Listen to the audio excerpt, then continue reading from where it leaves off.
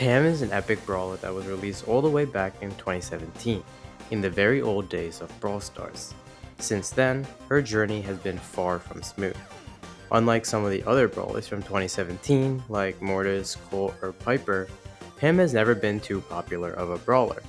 But it has gotten especially worse nowadays, with Pam sinking further and further in her play rates, to the point that she's the 6th least played brawler in the game. In this video, I'm gonna go over why no one plays her, and trust me, there's a lot of reasons as to why.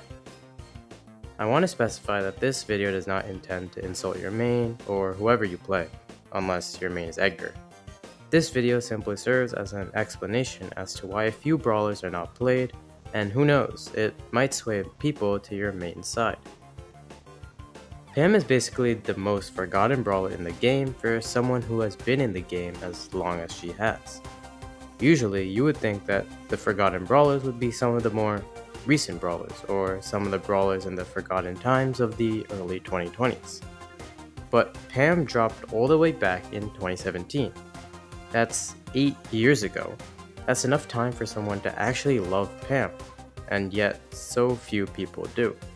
But why? Well, as usual, let's start out with her character design. Her personality is based around being a mother, specifically to Jessie. She's a middle-aged red-haired woman who has unclear romantic relations, with the most recent being with Jae Young, who couldn't make her hypercharge, whatever that means. She's also known for being quite muscular and carrying large loads for the junkyard. Yeah, overall, she doesn't really have that interesting of a character design. I mentioned this with my videos on other brawlers like Sam, but an interesting character design is the first step to being a popular brawler. Brawlers like Kit, Mortis, and Edgar have interesting character designs, while Pam is basically only known as being a mom. And let's be real, not one mother is playing the game of Brawl Stars. Okay, maybe a few are, but definitely not even 0.01% of the player base are mothers.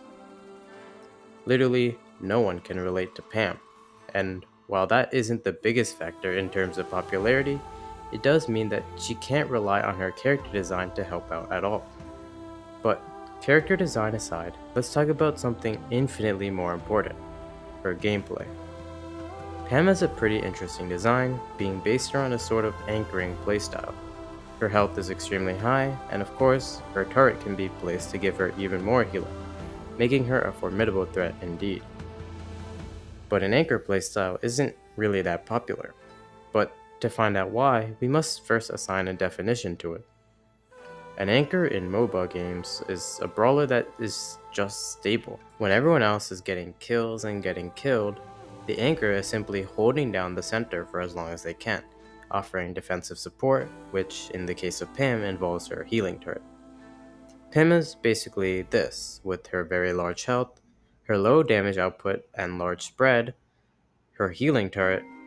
She isn't really meant to do anything too crazy, like assassination or massive damage output, but she is meant to do one important thing: staying alive. Everything in Pam's kit is about her being able to survive as long as possible, holding the gems in gem grab or the zone in hot zone when her teammates aren't there.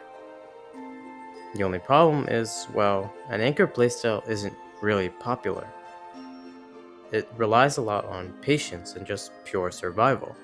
You have to basically do the dirty work of holding the zone while your teammates get to have all the fun and take the lanes, and get rewarded as a result, with better KD and star players, while you are barely rewarded with anything since her damage output is so mediocre that you are rarely getting any kills or even a lot of damage. Speaking of her damage, let's talk a little bit more about her main attack and why it isn't particularly engaging. It basically sees a huge attack spread with 9 projectiles that deal 600 damage each.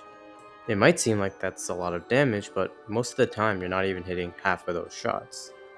She relies heavily on chip damage, which isn't that popular.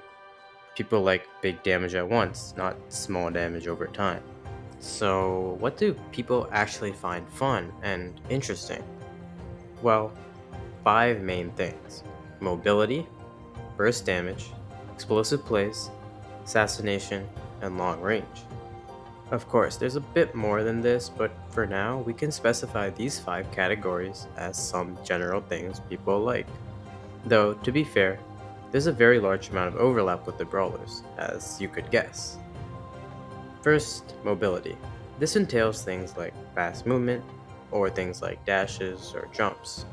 This allows for people to dash around quickly and do other cool things like dodging shots. And I think I can speak for everyone when I say that we all love fast movement, and it reflects in play rates with brawlers like Mortis, Kit, Edgar, and Fang being some of the most popular brawlers in the game. Second, burst damage. This entails large amounts of damage in just a short while. This can be fun for people to just delete enemies, or at the very least rack up insane damage amounts. Brawlers like Colt, Rico, Spike, and Griff are popular for this reason. Third, explosive plays.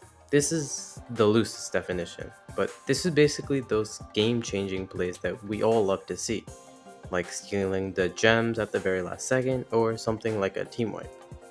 Brawlers like Mortis, Edgar, Fang, Kenji, Terra, and Leon are popular for this reason.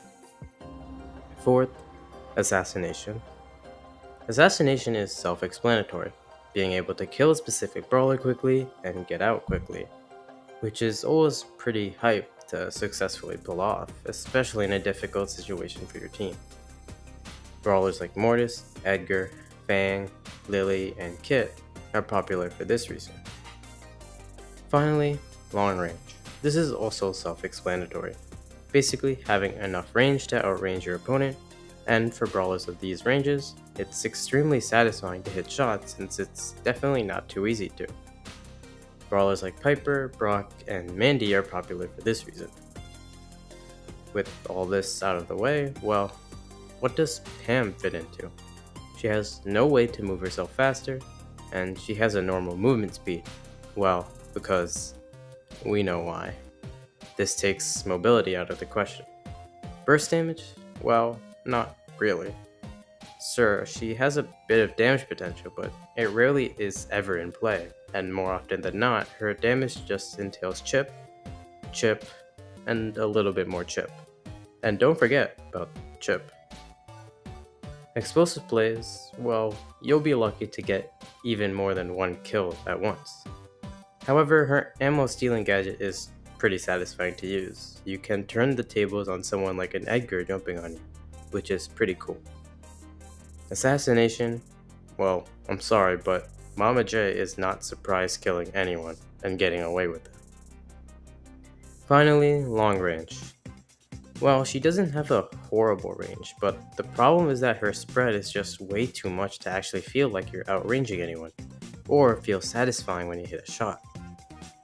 And with that out of the way, let's talk a little bit more about her classification. I talked about her being an anchor, but that's more about MOBA as a whole, but what about a more general classification? Pam, to nobody's surprise, is quite a generalist brawler. She's not picked to counter anyone, and is usually picked pretty early as a solid pick, or at least she used to be. She doesn't have many direct counters other than throwers, but of course with no direct counters then she can't really be countering people herself, and is often mediocre against most matchups. Because of this, not many people are really interested in playing her, because she isn't an obvious counter to anyone, and you have mostly even matchups across the board.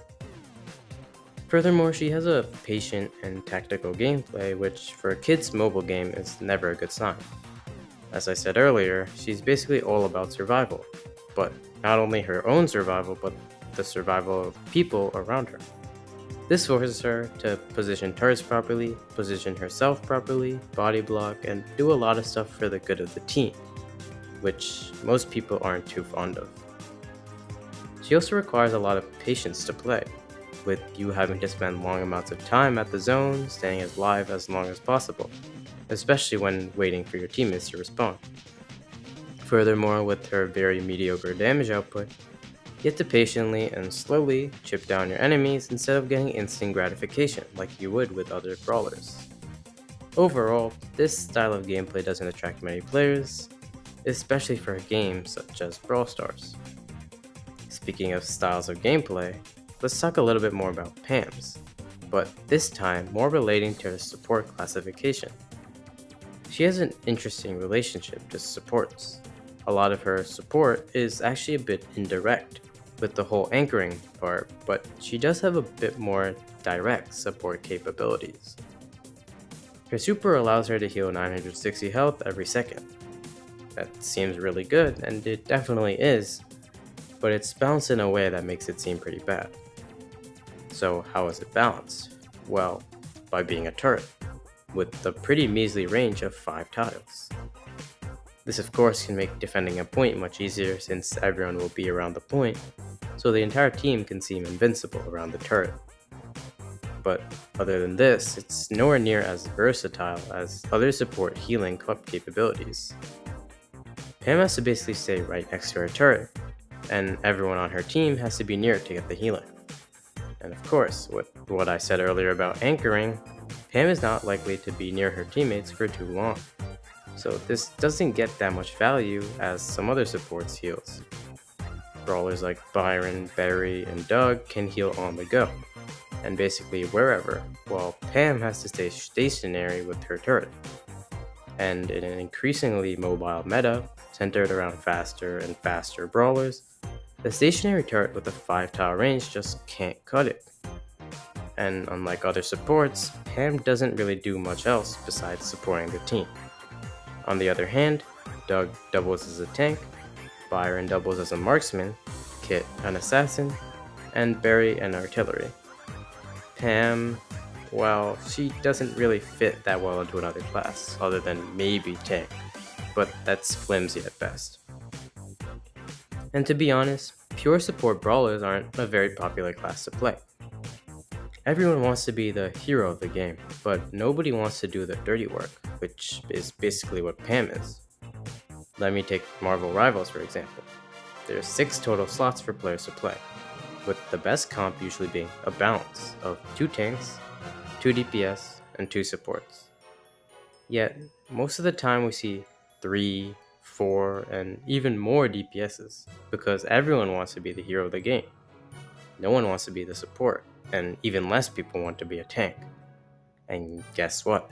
Pam is basically a support with a little bit of tanking mixed in, so it's no wonder why she is quite unpopular to play. But if she's meta right now, none of what I said matters because she would be super strong at least. But guess what? She's not meta, and she's not even good. I did a whole PowerPoint on Pam talking about power creep a while back, so check that out if you want a more detailed description of Pam's fall from grace. But for now, I'll give a quick rundown. Basically, other supports are getting much better and can heal much more efficiently than Pam can, which I mentioned before. Of course, the damage inflation that's been happening recently has been really negatively affecting Pam, who seems to be only tickling enemies, with a singular damage increase since the release of hypercharges. And speaking of hypercharges, let's address the Pam in the room. She doesn't have one. And while her hypercharge has been leaked, it's probably not coming in the next update. This is getting ridiculous, as Pam literally has her own coming soon for her hypercharge that no one else in the game has, since they accidentally added her hyper to the game. At this point, basically every other brawler is going to get a hypercharge before her, and this just makes fewer and fewer people want to play her. Not only because she's getting much worse in the meta, but because there are so many shiny new hypercharges, and therefore no real reason to play Pam. Even when Pam gets her hypercharge, it seems like it's just gonna be a decaying shield, and nothing too special, which I don't think will be great for her play rates unless it's really broken. At this point, she's kind of beyond cooked. No one is playing her, and it feels like no one will play her even with her hypercharge. But maybe that's fine. Not every brawler has to be super popular, and just like Pam's playstyle, they can be quiet and behind the scenes. But anyway, thanks for watching. Watch this video, or this playlist, or join the Discord server.